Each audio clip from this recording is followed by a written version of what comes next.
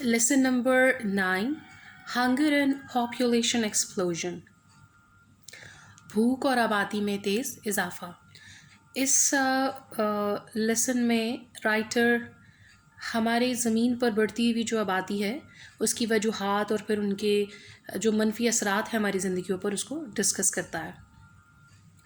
और सबसे ज़्यादा जो एक कह लीजिए कि कर्बनाक सी चीज़ है वो ये है कि मुख्तलिफ़ जो कहद हैं उनको वो डिस्कस करता है, और जैसे जैसे आप उनको पढ़ते हैं आपको एक खौफ महसूस होता है और फिर आपको इम्पोर्टेंस फ़ील होती है कि हम कितने ब्लेस्ड लोग हैं, हम कितने जो है वो किस्मत वाले लोग हैं, बाबरकत लोग हैं कि हमारे यहाँ ऐसा कोई मसला हमें दरपेश नहीं है कि कहद है, भूख है, ये बहुत ज़्यादा अफलास है पूरे मुल्क में। ठीक हो गया। और जब भी आप खाना खाते हैं तो खाने को ज़ाया ना करें, खाने को खाने से पहले शुक्र करके और दुआ करके उसको खाया करें, और ये शुक्र अदा किया करें कि हमारे पास खाना है और बेहतरीन खाना है और अच्छा खाना है। और हमारे अंदर एक ये भी जज्बा होना चाहिए कि हम खाने को ज़ाया ना करें, बल्कि अगर हमारे पास खाना कुछ एक्स्ट्रा है तो उन लोगों को दे दिया जाए जिनके पास खाना नहीं है। चलिए जी हम अपना चैप्टर शुरू करते हैं। What is it like to be really hungry? I expect that at some times you have all come home after an energetic game of football or netball, and after a few hours when you have been too busy to eat and said, I'm starving. But this hunger did not last long. If your meal was not ready for you, after a few slices of bread and butter, you forgot all about those hunger pangs. But hunger does not mean missing one meal or even meals for a day. It means never having enough. अब chapter के आगाज़ में ही writer कहता है कि आपका क्या ख्याल है कि भूख किसको कहते हैं या भूख क्या होती है। और फिर वो एक एग्जांपल के हमें देता है कि फ़र्ज़ कर लीजिए आप घर में दाखिल होते हैं, बाहर से खेल के आए हैं, फुटबॉल या नेटबॉल खेल के आए हैं, और चंद घंटे चूँकि आप बहुत बिज़ी रहे और आपका पेट खाली हो गया और आप कहते हैं जनाब मैं तो भूख से मर रहा हूँ। और थोड़ी ही देर के बाद जब आप अपने एक दो टुकड़े खा लेते हैं रोटी के या अपना खाना खा लेते हैं तो आपको सुकून हो जाता है। वो पेट में जो मरोड़ उठ रहे थे, तकलीफ़ हो रही थी, एक अज़ियत, एक कर्ब आप महसूस कर रहे थे, वो सेटिस्फाई हो गया। तो इसको हम भूख नहीं कहते, क्योंकि जो चीज़ ख़त्म हो गई वो तो भूख नहीं है ना। अब वो भूख क्या है? राइटर के मुताबिक खाने का ना होना, ठीक है, खाने की मुनासिब मकदार ना होना, उसको हम भूख, अफलास, गुर्बत और ये तमाम नाम दे सकते हैं। आप अपनी वक्ती भूख को भूख नहीं कह सकते। It means when you have had something to eat, you are not being satisfied and still feeling you could at least eat at least as much again. जब आपके पास खाने को नहीं होता तो आप मुतमईन नहीं होते ना, और फिर थोड़ी ही देर के बाद आप महसूस करते हैं कि अच्छा मेरे पास खाना तो पड़ा हुआ है, मैं कुछ और भी खा सकती हूँ या खा सकता हूँ। It also means a situation in which you are always wondering where the next meal is coming from or even if there will be next meal. ऐसी सूरत हाल में आप हमेशा सोचते हैं कि अगला खाना कब आएगा और कौन सा खाया जाएगा और कौन सा आएगा। ठीक है, इट मीन्स खाना मौजूद है, खाना आ जाएगा, ऐसा नहीं कि खाना है ही नहीं है। Author Hopcraft of the Guardian said of starving children after visiting a nutrition center in Kenya. They are the children whose eyes stare as if blind, whose legs and arms are like sticks of licorice, who neither cry nor laugh, and who weigh 10 pound at the age of 20 years. Arthur हॉपक्राफ्ट जो है उसने Kenya का visit किया और वहाँ उसने जो है वो कुछ बच्चों को देखा, ठीक है, और उन्होंने उसने भूख को डिफ़ाइन करते हुए हमें वो बता रहा है। जब उसने उन बच्चों को देखा तो उसने क्या देखा कि उनकी वो बिल्कुल पथराई हुई आँखें हैं, वो घूरे हैं और उनकी आँखें ऐसे हैं जैसे बिल्कुल वो ब्लाइंड हों, अंधे हों। क्योंकि जब आप खाना खाते हैं, एनर्जी आती है, तो ही आँखों में भी रोशनी आती है, चेहरे पे एक ताज़गी और एक खुशी और एक खूबसूरती महसूस होती है ना। और उनके बाजू और टांगें ऐसी हैं जैसे बिल्कुल लकड़ियाँ हैं। लिकोरिस जो है वो मुलट्ठी को कहते हैं। मुलट्ठी अमूमन गला ख़राब हो जाए तो खाते हैं, या एक स्टिक सी है ग्रीन सी ना। तो उनके बाजू और टांगें ऐसे हैं जैसे मुलट्ठी की लकड़ियाँ हों, यानी बहुत कमज़ोर हैं, जिनके ऊपर गोश्त है ही नहीं, बहुत ज़्यादा वीक हैं। ना वो हंसते हैं और ना वो रोते हैं। ठीक है ना। जब पेट में भूख है और खाना नहीं मिल रहा, ज़िंदगी की ज़रूरियात नहीं पूरी हो रही, तो वो कैसे रोएंगे और कैसे हंसेंगे। ठीक है। तो बिल्कुल जीती जागती लाशों की तरह है। और जो 20 साल के हैं, वो उनका सिर्फ जो वज़न है वो तकरीबन 10 पाउंड है, जो कि कुछ भी नहीं है। तो सिर्फ एक हड्डियों के ढांचे वहाँ पड़े हुए हैं। तो यहाँ से आप अंदाज़ा लगा सकते हैं कि भूख क्या है। भूख हम उसको नहीं कहते जो थोड़ी ही देर के बाद आप कहते हैं जी मुझे बहुत भूख लगी हुई है, मैं बहुत भूखी हूँ, मुझे खाना खिला दीजिए। और एक चीज़ जो मुझे बड़ी अजीब लगती है वो ये है कि हमारे घरों में जब खाना बहुत ज़्यादा है तो हमारे नखरे भी बहुत ज़्यादा हैं। मैंने ये नहीं खाना, ओहो मामा जी इसको फेंक दिया आपने, ये क्यों बना दिया, मैंने तो अंडा खाना है, अंडा बना हुआ तो नहीं जी मुझे तो आलू खाने हैं, आलू बने हुए तो नहीं जी मुझे फ़लाँ चीज़ खानी है। तो आपके घर में जो भी बना है, जो भी पॉसिबिलिटी है, उसको हमेशा सब्र और शुक्र करके खाएँ। ठीक है। क्योंकि ये खुदा की नेमतों में से बहुत बड़ी नेमत है। अब आप यहाँ पर देख सकते हैं, और आपने टीवी में चैनल्स में भी बहुत दफ़ा ये देखा होगा कि किस तरह से अ, बहुत सारी ऐसी कंट्रीज़ हैं जहाँ खुराक ना होने की वजह से जिस्मानी तौर पे लोग बहुत बुरी हालत में हैं, कमज़ोर हैं, और ऐसा लगता है कि ना ये ज़िंदा है ना ये मुर्दा है। Famine has been a problem since the beginning of time. अब जो कहत के मसाइल हैं ना, जब से दुनिया शुरू हुई, जब से वक्त का आगाज़ हुआ, जब से वक्त इंसान ने गिनना शुरू किया, जी अब पहली सदी हो गई, दूसरी हो गई, चौथी हो गई, तो तब से खुराक का मसला है। ठीक है। तब से कहत पड़ रहे हैं। The early hunter suffered grave storage during the winter months, and quite often these were serious enough to mean starvation for him and his family. आप उसने कहा कि इब्तदाई जो शिकारी है, अब शिकारी का अब यहाँ पर कैसा ज़िक्र आ गया। देखिए शुरू में जब इंसान बहुत शुरू में इंसान क्या करता था कि खुद शिकार करता था और खुद ही उसको पका के खाता। ऐसा नहीं था कि आप मीट शॉप पे जाएंगे और वहाँ पे मीट पड़ा हुआ है, आपने गोश्त ख़रीदना है तो ले लिया, आपने सब्ज़ी ख़रीदनी है तो ले ली। नहीं, पहला जो इंसान था वो एक शिकारी था। वो अपने लिए खुद शिकार करता था और फिर खाता था। अब शिकारी को या जो इब्तदाई इंसान है उसको भी यहाँ पर क्या प्रॉब्लम आ रही है कि सर्दियों में जो शिकार है, जानवर वगैरह जो वो खाते थे बहुत कम हो जाते थे, नज़र नहीं आते थे। तो सर्दियों में फिर उनको फाके काटने पड़ते, भूख काटनी पड़ती, अज़ियत बर्दाश्त करना पड़ती, क्योंकि खाना बहुत ज़्यादा नहीं हुआ करता था।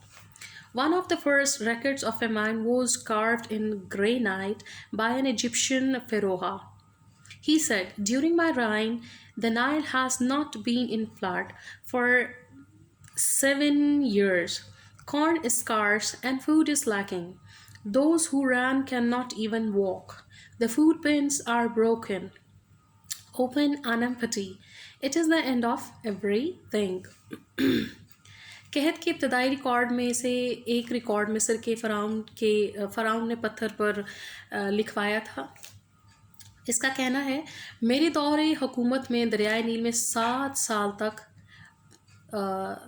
तयानी या फ्लड या आप कह लीजिए सैलाब या पानी नहीं था। गला बहुत कम है और ख़ुराक की किल्लत है। जो दौड़ा करते थे वो अब चल भी नहीं सकते। गलादानों को तोड़कर खोला गया मगर वो खाली हैं। ये हर चीज़ का खात्मा दिखाई देता है। अब आप देखिए फ़िरौन के दौर में 7 साल तक जो है वो कहत पड़ा रहा, तो क्या हालत होगी। आप अगर एक वक्त का खाना नहीं खाते ना, तो दूसरे वक्त में आपको लगता है ओए होए मैं तो जी बिल्कुल गया, मामा जी बहुत भूख लगी हुई है, लगता है उठा नहीं जा रहा, बीपी डाउन हो गया जी, शुगर लो हो गई है, फला हो गया है, ये हो गया। तो जहाँ पर खाना इतने सालों से नहीं है तो वहाँ पर क्या सूरत हाल होगी। अगर होगा जहाँ आप एक रोटी खाते हो सकता है आपको दो नवाले मिल रहे हो, तो क्या सूरत हाल वहाँ पर होगी। तो कहत एक कह लीजिए कि एक अजाब है। ठीक है, हमेशा दुआ करते रहें कि कभी भी इंसान को इसका सामना ना करना पड़े। We read in Bible of many cases of famine. Bible मुक़द्दस में आपको कहत के बहुत सारे वाक़यात पढ़ने में मिलते हैं। There were 7 years of famine in Egypt and surrounding countryside during the time of Joseph. हज़रत यूसुफ के दौर में जो है वो 7 साल कहत पड़ा, ठीक है, मिस्र की सरजमीन पर। Widespread disaster was only averted by the previous compulsory storage of food under Joseph's management during plentiful harvests. अब चूँकि हज़रत यूसुफ का मैनेजमेंट बहुत अच्छी थी तो उन्होंने क्या किया कि काफ़ी सारी जो खुराक है उसको जमा करके रखा हुआ था उनके पास, वो महफूज थी। Egypt was saved from famine by this national effort, but many people in the surrounding countries were left hungry. अब मिस्र को तो कहत से बचा लिया गया क्योंकि वहाँ पर खाने के लिए जो है वो हज़रत यूसुफ ने बहुत ज़्यादा स्टोर कर रखा था, तो उनके लोग खा रहे थे। लेकिन जो इर्द गिर्द के इलाके थे, देहात थे, कस्बे थे, शहर थे, वो सारे के सारे भूख से जो है वो परेशान हो रहे थे। Joseph's own brothers came to Egypt from Palestine to buy grain. हज़रत यूसुफ के अपने जो भाई हैं वो भी मिस्र आए गला ख़रीदने के लिए। From the birth of Christ to about 1800, there are records of famine in Europe in 30-50 different years, one famine every 5 years. In England, during the same period, there was at least one major famine every 10 years. There were general famines when a large area of country was affected, but there were many more local famines. मसीह की पैदाइश से लेकर जो है वो 1800 तक Europe में तकरीबन 350 मुख्तलिफ सालों में कहत के रिकॉर्ड मौजूद हैं। ठीक है, यूरोप में हर 5 साल के बाद एक कहत आया और बरतानिया में इसी तरह जो है वो इसी अरसे के दौरान हर 10 साल में कम से कम एक बड़ा कहत पड़ा। ठीक है, ये अमूमी बड़े कहत थे और मुल्क का एक वसी इलाका मुतासिर था। लेकिन मकामी जो कहत हैं कहत तो इनसे कहीं ज़्यादा आपको मिलेंगे। जो कहत की हिस्ट्री है वो काफ़ी लंबी चौड़ी है और आपको कहीं ना कहीं या नज़र आ रही है पूरी वर्ल्ड में। You can get some idea of these famine from our forelock. आपको जब लोक कहानियाँ सुनाई जाती हैं ना, लोक कहानियाँ क्या चीज़ होती है, ऐसी कहानियाँ जो सीना बसीना चलती हैं। आप बैठे हुए हैं तो आपके दादा अबू कोई कहानी सुना रहे हैं, ठीक है, और आपकी वालदा कोई कहानी सुना रही हैं। जब आप बड़े हो जाएंगे तो आप अपने बच्चों को कोई कहानियाँ सुना रहे हैं, तो वो कहानियाँ कहीं लिखी भी नहीं होती कि किसी किताब में या किसी जगह पे। वो कहानियाँ हैं जो सीना बसीना चलती हैं, लोग ज़ुबानी कहानियाँ सुनाते चले जाते हैं। तो ऐसी कहानियों में भी आपको कहत का जिक्र मिलेगा। The stories of Robin Hood often involve local food storages, with Robin helping with transport of food, robbing the rich to feed the poor, or approaching for them from the royal forest. Robin hood जो है वो बड़ा famous character है बच्चों की stories का, और इसमें रॉबिन हुड जो है, रॉबिन हुड की स्टोरीज़ में भी आपको कहत और इस तरह की खुराक की किल्लत नज़र आएगी। वो अमीरों से छीन कर गरीबों को दे दिया करता था। अब यहाँ पर एक चीज़ मैं आपको ज़रूर कहना चाहूँगी कि चोरी चोरी है, गलत काम है, चाहे वो आप नेक मकसद के लिए करें। ठीक है, तो कभी भी ऐसे कैरेक्टर से आपने इंस्पायर नहीं होना, कभी आपने मुतासिर नहीं होना। भाई मैं अगर चोरी करके तो किसी और को दे रहा हूँ जिसको ज़रूरत है, तो मेरे ख़्याल में तो ये बात गलत है। आप अपनी मेहनत से, अपनी एफ़र्ट से कमाई हुई चीज़ को ज़रूर शेयर करें, ठीक है, एक बात। दूसरी बात ये कि आप वो लोग जो मुसीबत में उनके लिए दुआ करें, क्योंकि देखिए खुदा की ज़ात से बड़ी कोई ज़ात नहीं है, वही सबको मुहैया करने वाला। तो ये जो कैरेक्टर है ये हमेशा हम सिर्फ यहाँ पर एक रेफरेंस इसका इसलिए ले रहे कि वहाँ पर भी कहत का जिक्र है, अदरवाइज़ इसको आइडियलाइज ना करें, इसको इससे इंस्पिरेशन ना लें, क्योंकि चोरी करके नेक काम करने का फ़ायदा नहीं है। But famines in Europe have been much less serious than in other parts of the world. China had 90 major famines in 1 century. 9.5 million people perished in a single famine, which swept North China in the last century. The Russian famine in 1921 to 22 killed several million people. 10 million died in the Great Famine of Bengal 1969 to 70. अच्छा जी, दुनिया के दूसरे इलाकों की निस्बत Europe में पड़ने वाले कहत निस्बतन बहुत कम संगीन थे। ठीक है, चीन में एक सदी में 90 बड़े कहत पड़े, 95 लाख जो लोग हैं वो एक ही कहत में हलाक हो गए, और पिछली सदी में शुमाली चीन में तेज़ी से फैल गया। ठीक है, कहत रूस में जो है वो 1921 to 22 में पड़ने वाले कहत ने कई मिलियन लोगों का सफाया कर दिया, और बंगाल में पड़ने वाले कहत में 10 मिलियन लोग जो है वो हलाक हो गए। तो खुराक जो है जब नहीं होगी तो मौत भी अपना असर दिखाएगी, क्योंकि खाना जो है वो ज़िंदगी है। As recently as 1942 in Bombay, 1 million starved to death when the rice crop failed. In India, in 1964 to 65, there was the worst famine of the century, owing to the failure of the monsoon, and many countries gave aid on the large scale and tried to help. However, imported food could not solve the problem. Bombay में 1942 में जब चावल की पैदावार कम हुई तो 1 million अफराद जो है वो भूख से मर गए, और इसी तरह से मूनसून की जो बारिशें हैं उनके कम होने की वजह से भी खुराक की कमी को पूरा नहीं किया जा सका, और बहुत सारे लोग जो है उसमें भी फौत हो गए। Even if there had been enough availability, the ports could not cope with all the ships bringing the cargoes, and transport problems were so great that the food could not have been distributed to many of the isolated and hardest hit areas. A year later, India still faced an even worse threats of famine. अगर खुराक जो है वो मुहैया भी कर दी जाए तो और भी बहुत सारे मसाइल हैं। अब जैसे इंडिया में ये मसला है कि जहाँ पर दूर दराज के इलाके हैं, लोग जो है वो मेन आबादी से बहुत दूर रहते हैं, तो वहाँ पर ख़ुराक पहुँचाना काफ़ी मुश्किल काम है। तो वहाँ पर ख़ुराक जहाँ पर ख़ुराक का मसला नहीं, वहाँ पर ट्रांसपोर्ट का मसला है, तो इन मसाइल को हल करना भी काफ़ी मुश्किल था। इसकी वजह से भी बहुत सारे लोग जो है वो मसाइल का शिकार हुए। Famine may be caused by many things. It may be that there are just too many people for the amount of food availability. It may be that crops have failed due to disease. Thousand, even million will die of starvation because of famine caused by lack of rain. अब कहत की बहुत सारी वजूहात हो सकती हैं। लोगों की तादाद खुराक से ज़्यादा हो, ठीक है, फसल आपकी ख़राब हो गई, उसको कीड़ा लग गया, कोई और मसला हो गया, और बारिशें कम हुई हैं।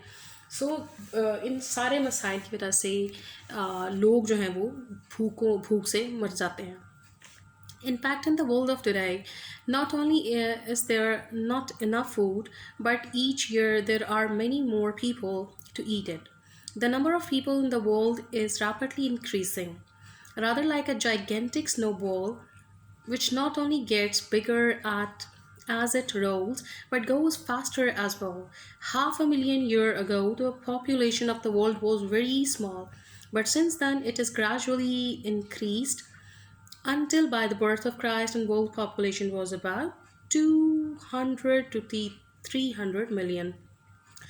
अब सबसे जो बड़ी वजह है वो ये है कि आबादी में इजाफा बड़ी तेज़ी से हो रहा है। आप अगर कभी आपने देखा बर्फ़ के तोदे, तो एक तोदा जो है वो जब पहाड़ से नीचे आना शुरू होता है, तो उसके साथ जैसे जैसे वो रोल करता हुआ नीचे आता है, उसके साथ बाकी जो बर्फ़ है वो भी मिलती चली जाती है और गोले का साइज़ बड़ा होता चला जाता है। इसी तरह से जैसे जैसे वक्त गुजर रहा है, आबादी का गोला बढ़ता जा रहा है। आबादी जो कि शुरू में बहुत कम थी, अब बेतहाशा बढ़ चुकी है। तो जब आबादी बढ़ेगी तो लोगों के जो कह लीजिए खाने पीने के इंतज़ामात हैं उनको भी बढ़ाना पड़ेगा, तो उसके लिए काफ़ी ज़्यादा तवक्कुओं की ज़रूरत है और इस मसले को के हल के लिए इंसान ने खुद ही कोशिश करनी है। The number doubles by 1650 and by 1850 doubled again. Okay, now the world's population is over 3000 million. हाँ जी, अब आबादी वो बता रहा है कि ऐसा ऐसा बढ़ रही है और तकरीबन अब 3000 मिलियन हो चुकी है। तो कुछ ऐसे पुराना लिखा हुआ है, अब तो बहुत ज़्यादा हो चुकी है। The population is increasing at a rate which would double the number in only 40 years. 40 सालों में आबादी जो है वो डबल ट्रिपल हो जाएगी। A tremendous population explosion is taking place. और एक खौफनाक हद तक आबादी में इजाफा रूनुमा होता चला जा रहा है। It has been calculated that unless the growth is checked in some way within 2 or 3 centuries, there will be only not enough room on the earth for people to stand up. अगर आबादी पे control ना किया गया और इसको ना देखा गया तो कुछ ही सदियों में, 2-3 सदियों में ज़मीन पर जगह नहीं रहेगी कि इंसान यहाँ पर बस सके। आपको कोई और ही जगह ढूंढनी पड़ेगी किसी सैयारे पर और किसी और जगह पर। The main reason of population increase is due to the number of people who are born in any year being greater than the who die. That is the difference between the birth rate and the death rate. अब कैसे इजाफा होता चला जा रहा है और क्यों इजाफा होता चला जा रहा है कि किसी भी जगह पर मौत की शरह और ज़िंदगी की शरह को बराबर नहीं रखा जा रहा, चेक नहीं किया जा रहा। अगर एक दिन में जो है वो 25 बच्चे पैदा होते हैं तो हो सकता है एक दिन में 2 लोग मरें, ठीक है ना। जब 2 लोग मरेंगे और 25 बच्चे पैदा होंगे तो फिर किस तरह से काम चलेगा। अगर 2 लोग मर रहे हैं तो पैदाइश की शरह भी 2 या 3 होनी चाहिए, तो ही आप बैलेंस रख पाएंगे। For example, in the UK, the birth rate for 1963 number of births per 1000 population was 18.2 and the death rate number of the death per 1000 population was 11.6. The population is therefore growing at the rate of 6.6 per thousand of the population. मिसाल के तौर पर England में जो है वो 63 में शरह पैदाइश जो है वो 18.2 थी, ठीक है, और तो शरह जो मौत है वो 11.6 थी, ठीक है। इस तरह से लिहाजा हर हज़ार की आबादी में 6.6 की शरह से आबादी बढ़ रही है। Thank you very much. I hope so chapter आपको ठीक से समझ में आया। रिमेनिंग चैप्टर को हम अगले वीडियो में देखेंगे।